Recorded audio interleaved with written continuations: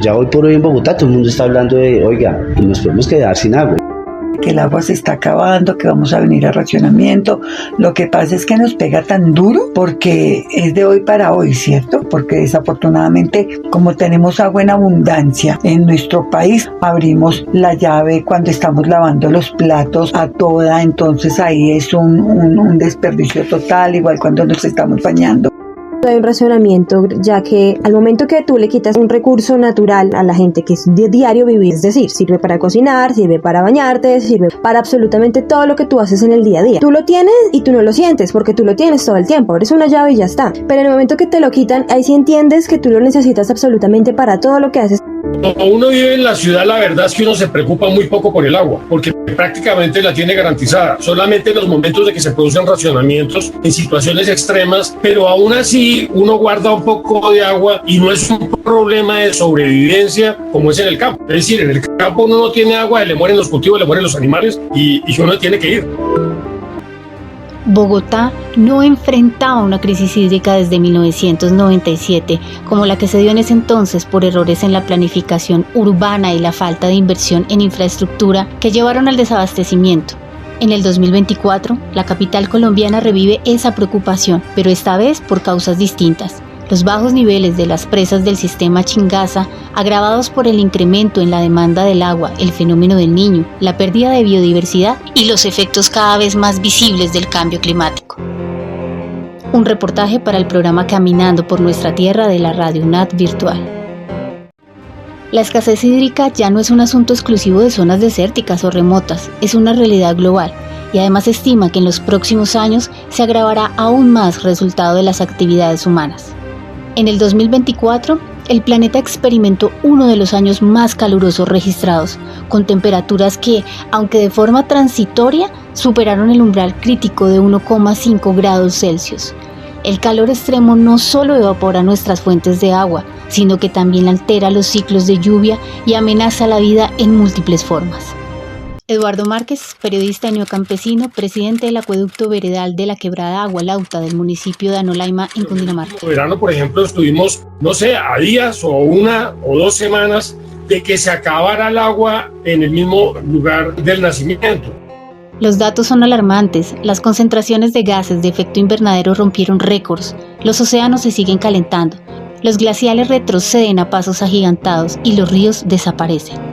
Se calcula que más de 2.200 millones de personas en el mundo no tienen acceso a agua potable y detrás de esta cifra hay rostros, hay familias, hay comunidades enteras desplazadas por la sequía, los fenómenos meteorológicos extremos, la contaminación o el colapso de sus ecosistemas.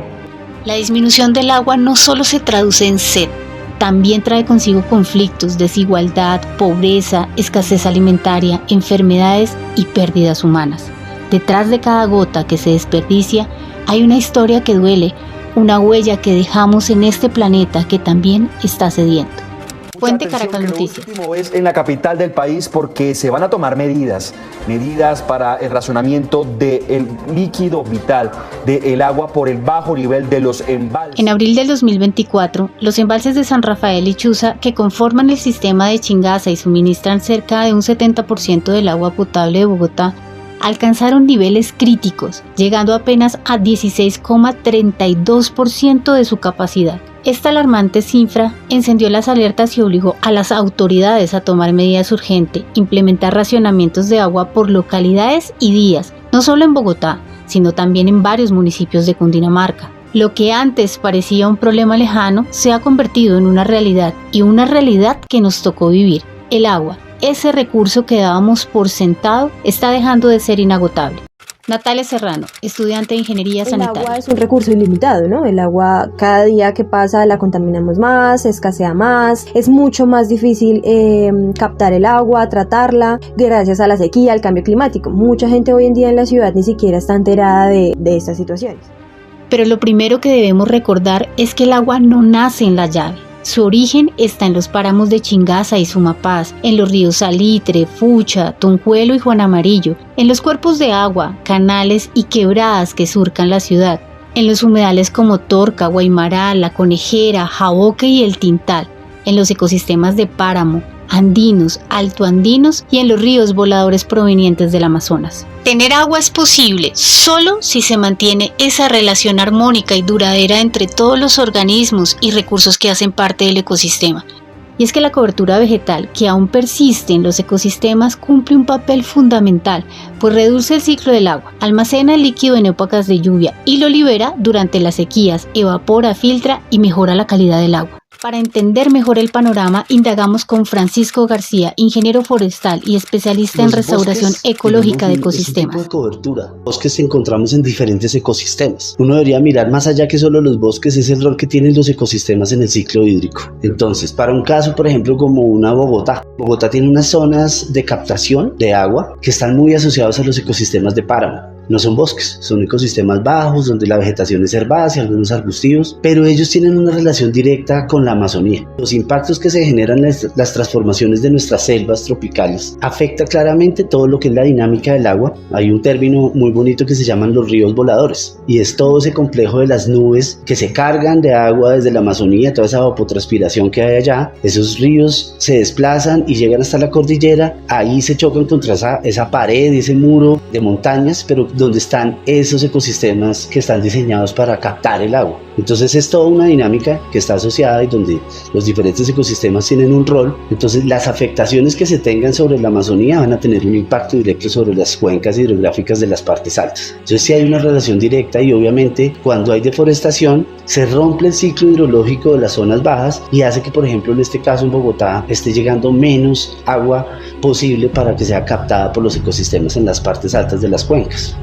El informe al 2020 de la Organización de las Naciones Unidas para la Agricultura y la Alimentación FAO señala que desde 1990 se ha perdido 420 millones de hectáreas de bosque y que la superficie mundial del bosque primario ha disminuido en más de 80 millones de hectáreas. En Colombia, el IDEAN en 2023 reportó una reducción del 38% en la deforestación de la Amazonía, la cifra más baja en los últimos 23 años, pero solo en el primer semestre del 2024, la cifra de deforestación reflejó un aumento del 35% en comparación con la del 2023. Bueno, la cifra en Colombia es una cifra que, como bien lo mencionas, es una cifra que varía muchísimo. En los últimos años, Colombia ha mantenido, digamos, en las últimas décadas, una tasa de deforestación que está por encima de las 120.000 hectáreas anuales. Y ha tenido picos de incremento y picos donde también se han disminuido. Eso obedece a múltiples razones, pero debemos mantener y mirar, digamos, esa dinámica de las transformaciones de los ecosistemas en una escala un poco más amplia. Colombia es un país donde de todas formas mantiene una tasa de deforestación que es considerable, que es alta.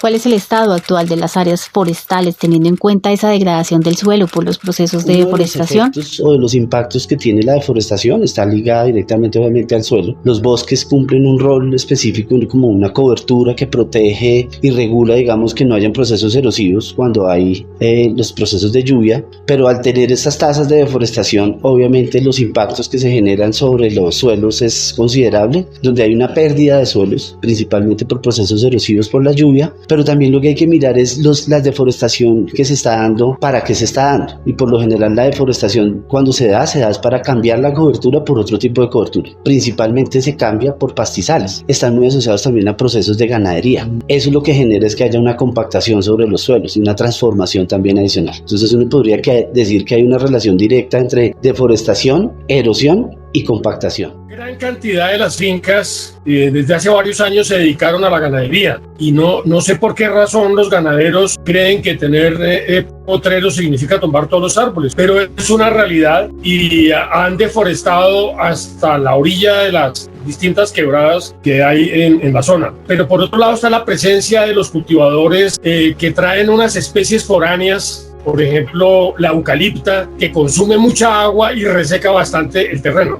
De hecho, en el municipio ese tipo de cultivos generan cerca del 30 o el 40% del empleo. De ahí la importancia social que tienen unos cultivos que están afectando muchísimo la tierra y que utilizan un montón de insumos para controlar las plagas.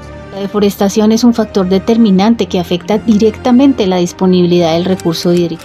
Hablemos un poco sobre cómo se encuentra la vegetación en el páramo y cuáles son los principales desafíos frente a la conservación. Digamos, Sumapaz es el páramo más grande a nivel mundial. Sí, es el ecosistema donde se albergan especies y es una de las zonas más grandes a nivel mundial con este tipo de ecosistema. Sumapaz está en un estado de conservación, yo diría que muy bueno, más del 98% en condición deseable. Pero digamos el caso en Chingaza sí es distinto. Chingaza es un páramo que está alrededor de zonas de mucha transformación y de procesos de agricultura. Eso ha generado muchísimos impactos y tiene afectaciones, digamos. Al interior del Parque Chingaza está también unas muy buenas áreas de conservación, pero su zona es reducida, no es muy grande y depende mucho de la relación que tiene con los ecosistemas alrededor. Y todo lo que está alrededor de Chingaza son zonas muy transformadas, que incluso las actividades agropecuarias son intensas y lo que se ha identificado es que muchas de esas actividades pues aplican químicos o elementos que pueden incluso hacerle daño a las poblaciones de microorganismos y de organismos que están asociados a estos ecosistemas. Acciones en términos de intervención y restauración en la recuperación de áreas degradadas. Hemos estado promoviendo la siembra, pero nos hemos encontrado con un muro muy grande y es una resistencia a sembrar especies que no produzcan frutos, es decir, especies de árboles nativos que no producen dinero. Algunos tienen conciencia ambiental y han conservado partes del bosque, pero en general hay una resistencia porque la mayor parte de la gente no logra asociar lo que significa el bosque con la producción de agua. Una de las estrategias que yo creo que tiene la mayor fuerza y como el mayor interés para desarrollarla y donde las comunidades se están vinculando es a través de acuerdos de conservación. En las comunidades donde hacen actividades agropecuarias, pues buscar estrategias que permitan hacer transiciones a que su producción sea cada vez más, digamos, más sostenible, con mejores prácticas y que también haya unos ejercicios donde los bosques o ecosistemas que están en condición natural se conserven. Eso es un compromiso que las comunidades adquieren a cambio de ejercicios y implementaciones que mejoran sus sistemas de producción. Y es una muy buena estrategia para resolver esos conflictos socioambientales que se presentan en esas áreas de interés.